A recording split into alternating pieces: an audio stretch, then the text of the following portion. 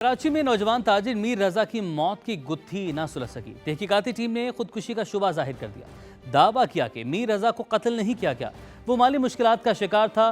तीनों bank accounts खाली हो चुके थे। तीसरे बैंक अकाउंट की तफसीलात भी मंजरेआम पर आ गई। मुतवफ़ी की डिजिटल वॉच से एक मैसेज रिकवर हो गया जिसमें एक दोस्त ने 3 करोड़ रुपए कर्ज वापस मांगा था। डिजिटल करेंसी में लेन देन के स्क्रीन शॉट्स भी मिल गए। शाहनवाज कादरी की रिपोर्ट देखिए।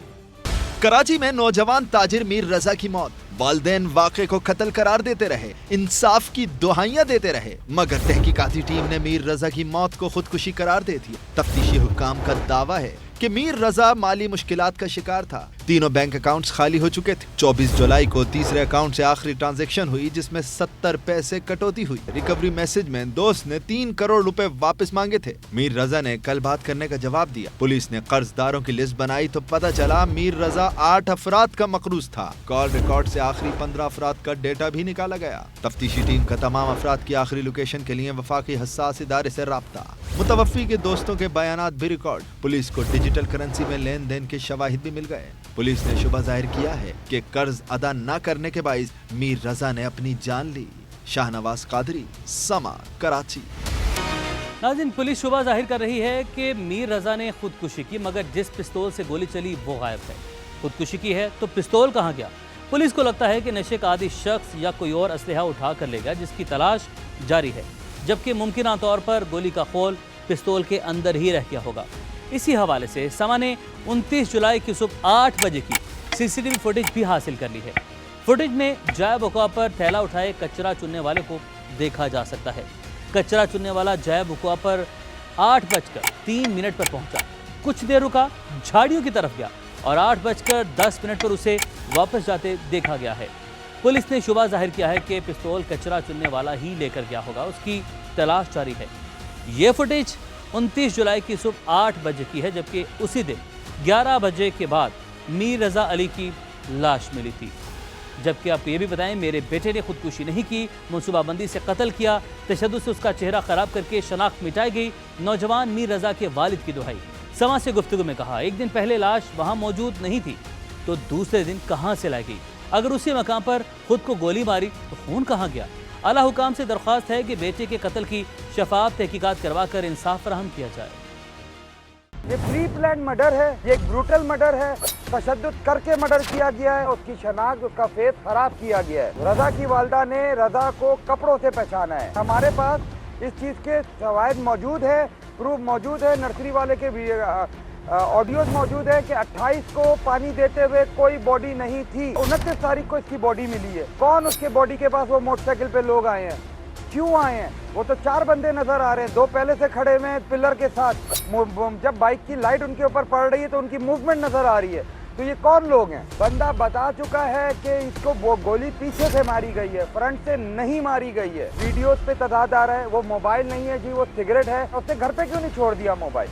माँ के लिए क्यों नहीं छोड़ दिया मोबाइल? 7 लाख रुपए का। गोली लगती है तो ब्लड होता है जी, वहाँ पर कहीं ब्लड नहीं मिला। बराए मेहरबानी इस मर्डर को देखा जाए, मेरे बच्चे को इंसाफ दिलाया जाए। अगर से तो मीर रजा कर्जदार है तो भाई इनके पार्टनर किधर हैं? जब पार्टनर ऐसे बात कर रहे हैं, को ओनर लिख रहे हैं, तो मीर रजा ही क्यों परेशान है? मैं इतना कमजोर अपने बच्चे को समझता नहीं हूँ कि पैसे उसने देने थे तो वो खुदकुशी कर लेगा। खुदकुशी करनी होती उसको तो वो दुकान में कर सकता था। खुदकुशी करनी होती तो वो गाड़ी में कर लेता। खुदकुशी करनी होती घर पे कर लेता। उसने गुलिस्तान जौहर क्यों गया वो नर्सरी के ऊपर? मीर रजा को गोली सामने से लगी, गोली सीने में दाखिल होकर पीछे से निकली।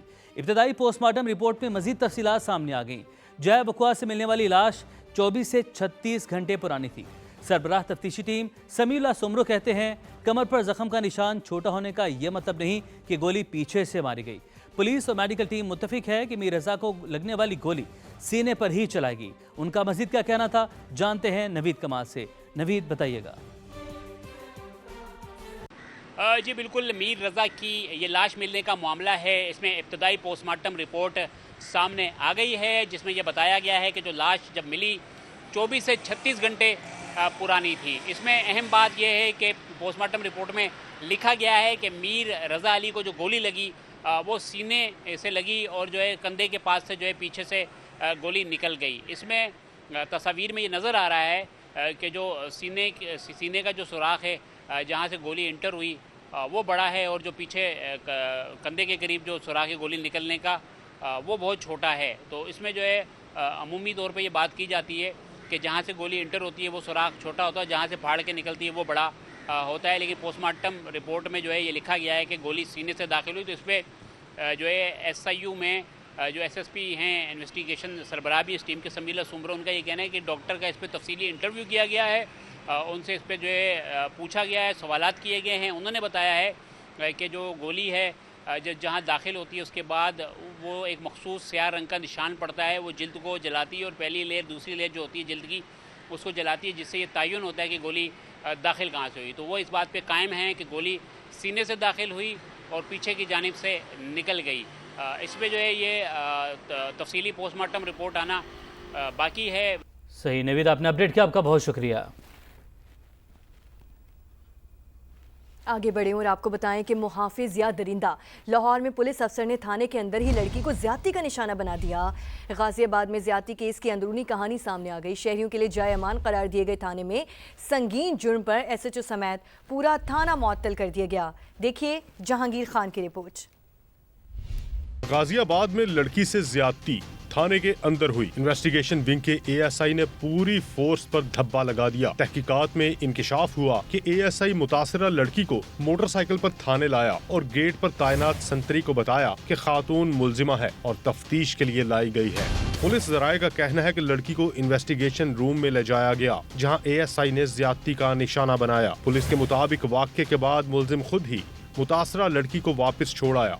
इसी दौरान लड़की के बुरसा अगवा की दरख्वास्त लेकर थाने पहुंचे, लेकिन दरख्वास्त से पहले ही घर से खबर आई कि लड़की वापस आ चुकी है। मामला खुला तो पुलिस ने ASI को गिरफ्तार कर लिया। तहकीकात में गफलत और हकायक छुपाने पर पहले इंचार्ज इन्वेस्टिगेशन मुअत्तल किया गया, फिर ऑपरेशंस विंग की बारी आई। DIG ऑपरेशंस रात गए थाना गाजियाबाद पहुंचे। SHO समेत थाना गाजियाबाद का पूरा अमला मुअत्तल कर दिया गया। 78 अहलकारों को क्लोज लाइन करने की रपट दर्ज कर दी गई। मामले की मजीद इंक्वायरी जारी है। जहांगीर खान, समा, लाहौर। गिलगित बल्तिस्तान के जिला खिजर में बारिशों के बाद तगयानी से तबाही। सैलाब में आने वाले पत्थरों से दरिया अशकुमन का बहाव रुक गया।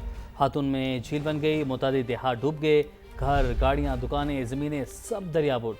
लोग मैसूर हो गए। इलाके में कश्ती की मदद से लोगों को निकालने की कोशिशें जारी हैं। मूसलाधार बारिश के बाद खतरनाक सैलाबी रेले। हाथोन में सैलाबी रेला रेत और पत्थर साथ ले आया। दरिया का बहाव रुकने से पानी आबादी में दाखिल। गांव के गांव डूब गए। रिहायशी मकानात, गाड़ियां, दुकानें, स्कूल, जमीनें सब दरियाबुर। लोग महसूर हो गए। ये सुबह 7 बजकर ये मामला हुआ ना, इसलिए हम मुतासिर हुआ है। हमारा माल में से अपना मकान भी बिल्कुल पानी में डूबा हुआ है। इसकी वजह से हम मुतासिर हैं।